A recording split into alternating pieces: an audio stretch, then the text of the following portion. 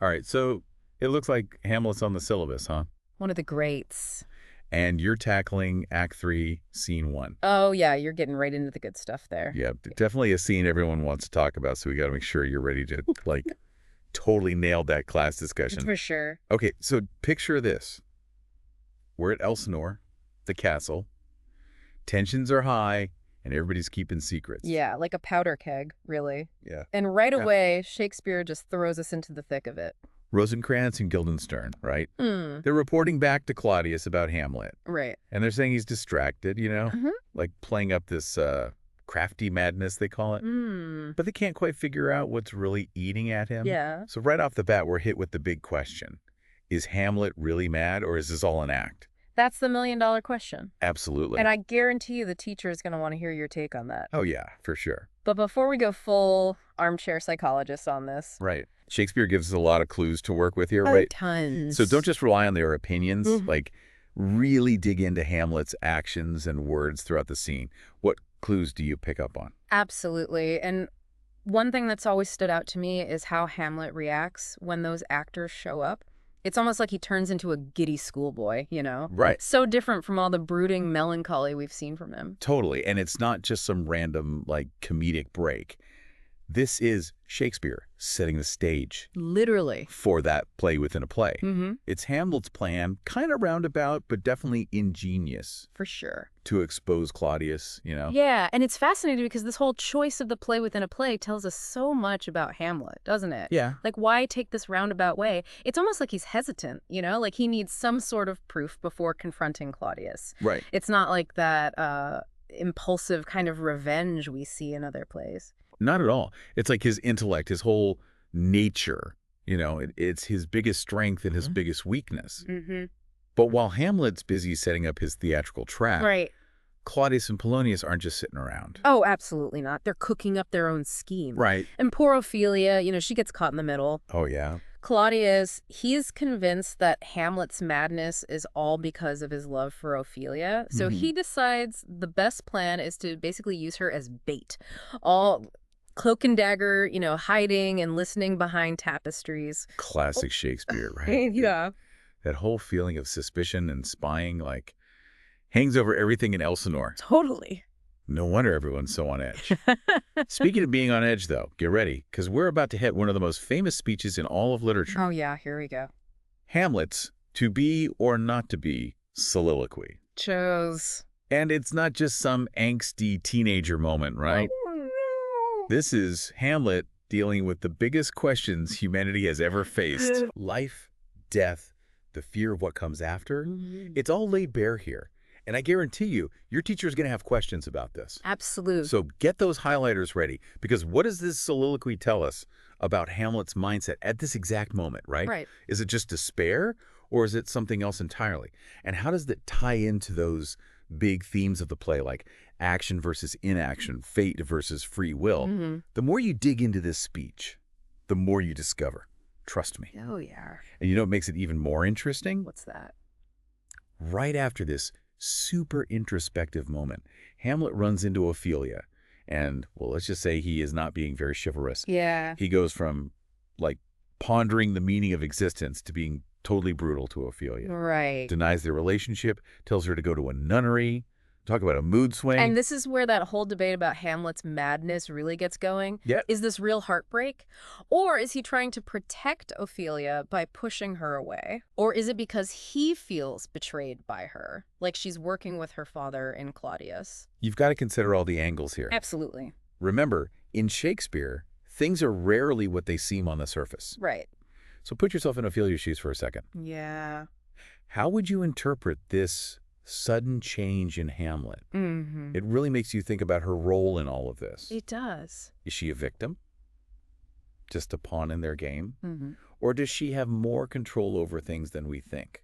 Those are great questions. You've hit the nail on the head, really. It's easy to get caught up in Hamlet's drama. Yeah. But understanding Ophelia's side of things is so important to understand what the play is saying about power, manipulation, all the consequences of their schemes. And speaking of manipulation, let's not forget about the mastermind behind a lot of this drama. Claudius. He's seen this whole exchange between Hamlet and Ophelia. Right. And he's not buying the lovesick act, is he? Not one bit. He sees right through it. Actually, this just makes him more suspicious that something else is going on with Hamlet, something dangerous. Yeah. Which brings us to his big decision, sending Hamlet to England. On the surface, it's all diplomatic, right? To collect some tribute. Right. But is that really all it is? Pop quiz time. Right. What do you think? Is Claudius really worried about Hamlet? Or is this just a convenient way to get rid of a threat? If you pay close attention to how Claudius talks about Hamlet, all this talk about being distracted, having dangerous thoughts, Right. it's pretty clear he sees Hamlet as a problem to be solved, not a nephew to take care of. Okay, so we've got Hamlet planning his play, Claudius scheming to get rid of him, and poor Ophelia caught right in the middle of it all. Things are definitely heating up in Elsinore. But before we jump into all the fallout from these decisions, we need to take a closer look at how this scene ends and what it tells us about what's coming next. And this is where Shakespeare, really gets you, Yeah. We leave Ophelia just devastated by Hamlet's words, totally confused by the guy she thought she knew. Yeah. Remember how she described him before? All those beautiful words like the courtiers, soldiers, scholars, eye, tongue, sword.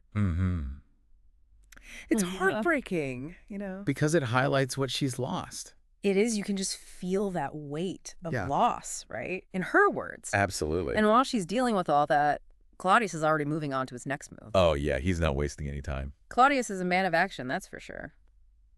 No time for feelings when you've got a throne to protect. Right. So he's sending Hamlet off to England, convinced that'll cure his madness.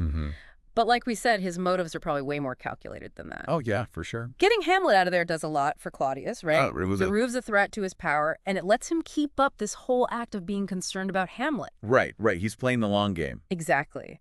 And this is where the play gets really interesting when it comes to power dynamics. It does. Because Claudius isn't just using force. No. He's a master manipulator, right? Why? Uses words and appearances to control everyone. Totally.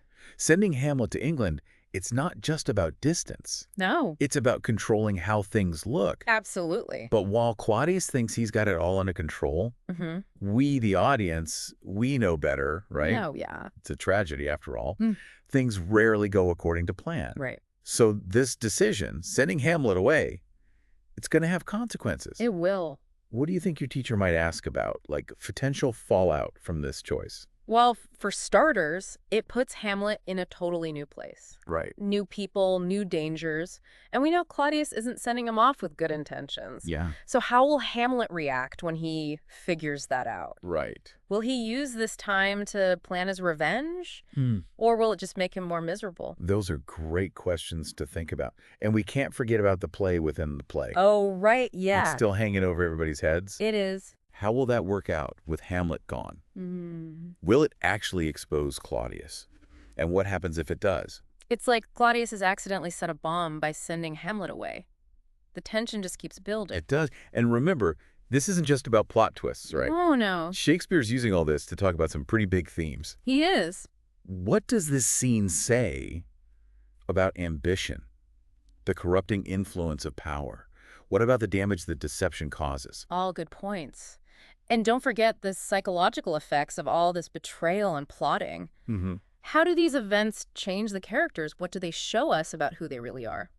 It's like every character's trapped in this web of their own making. Right. Every decision just makes things worse. It's no wonder this play still has so much power after all this time, It does. It taps into something universal about what it means to be human. Yeah. Our desires, our flaws, what happens because of what we do. Absolutely. Before we move on, I think we need to step back for a second. Look at Act 3, Scene 1 as a whole. It's not just a bunch of dramatic moments, right? Right. It's like a mini version of the entire play. It is. So give us the big picture. What are the key takeaways here? What should our listener be focusing on? Well, first off, this scene really shows us the main themes of the play. Okay. Deception, madness, revenge, the fight for power. Yeah, it's all right there. It is, front and center. And it's not just what they say, it's how they say it, Right. Shakespeare's language, it's so layered, so many double meanings. You really have to pay attention to every word. Absolutely. Yeah. Every single nuance. Yeah, look for irony, metaphors, those little hints that tell you what the characters are really thinking and feeling. Yeah. Yeah, it's like one of those Where's Waldo pictures. But instead of looking for the striped shirt, Mm-hmm.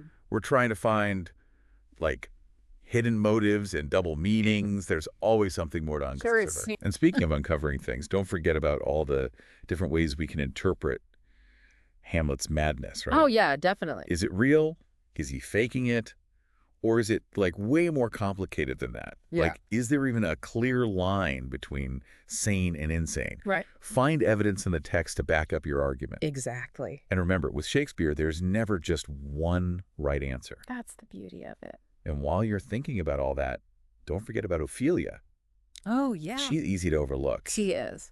But her story is so important to understanding the play's themes of, love, betrayal, Right. that whole destructive side of how men hold all the power. Absolutely. It's easy to get caught up in Hamlet's world. It is. But Ophelia's experiences, the fact that she becomes mad too, it just adds another layer of tragedy to this whole thing. It does. So if you head into that class discussion, remember Act 3, Scene 1, it's more than just a plot point. It is. It's a turning point for everyone. Like someone just lit the fuse, and we're just waiting to see what blows up. It's a good way to put it. Think of it this way.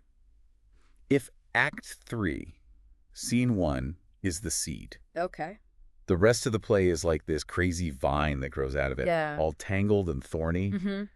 Everything that happens in this scene, every choice someone makes, Right. it has consequences that just keep unraveling and impacting the characters all the way to the end. Absolutely. So if you want to really impress your teacher, don't just focus on what happens. No. Think about why it happens. Yeah. What's behind each character's choices?